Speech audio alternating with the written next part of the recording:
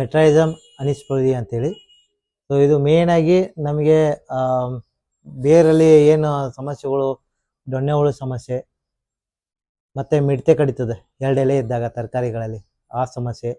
ನಂತರ ಬಂದು ನಿಮಗೆ ಕಾಯಿ ಕೊರಕ ಮತ್ತು ಕಾಂಡ ಕೊರಕ ಈ ಥರ ಎಲ್ಲ ರೀತಿ ಬದ್ನೇಲಿ ಕಾಂಡ ಕೊರಕ, ಕಬ್ಬಲ್ಲಿ ದೊಣ್ಣೆ ಹುಳ ಅಂತ ಎಲ್ಲ ಕ್ರಾಪಲ್ಲಿ ಬರುತ್ತೆ. ಎಲ್ಲ ರೀತಿ ದೊಣ್ಣೆ ಹುಳ ಮತ್ತು ಗೆದ್ಲು, ಶೇಂಗಾದಲ್ಲಿ ಗೆದ್ಲು, ಎಲ್ಲ ರೀತಿ ಕೀಡೆಗಳನ್ನ ಇದು ಸಂಪೂರ್ಣ ಕಂಟ್ರೋಲ್ ಮಾಡ್ತದೆ.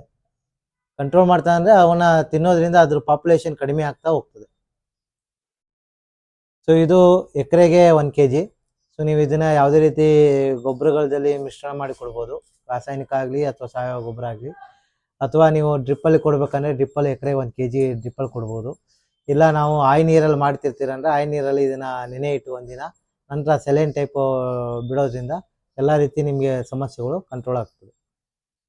ಬೇರೆ ಎಲ್ಲ ಮಾರ್ಕೆಟಲ್ಲಿ 5 kg ಹಾಕ್ಬೇಕಂತಾರೆ, ನಿಮ್ಗೆ 1 kg ಕೆಲಸ ಮಾಡ್ತೀರಾ? ಸೊ ಇದು ಮೇನು ನಿಮಗೆ ಇದರಲ್ಲಿ ಇರುವಂಥ ಕೌಂಟ್ಗಳು, ಇದು ಸ್ಟ್ಯಾಂಡರ್ಡ್ ಕೌಂಟ್ಗಳು ಇರ್ತದೆ. ಆ ಕೌಂಟ್ಗಳು ಸ್ಟ್ಯಾಂಡರ್ಡ್ ಆಗಿರೋದ್ರಿಂದ ನಿಮಗೆ ಇದು 1 kgನೇ 5 kg ಲೆವೆಲಲ್ಲಿ ಕೆಲಸ ಮಾಡ್ತದೆ. ಇದನ್ನು ಕೂಡ ಕೆಮಿಕಲ್ ಡ್ರೆಂಚ್ ಮಾಡಬೇಕಾದ್ರೆ ಹಾಕೋಬಹುದು. ಇದು ಪೇಟೆಂಟ್ ಪಡೆದಿರೋ ಟೆಕ್ನಾಲಜಿ. ಹಾಗಾಗಿ 3K ಇದು ಗುಜರಾತ್ ಇಕೋ ಮೈಕ್ರೋವೇವ್ ಟೆಕ್ನಾಲಜೀಸ್ ಅಂತ.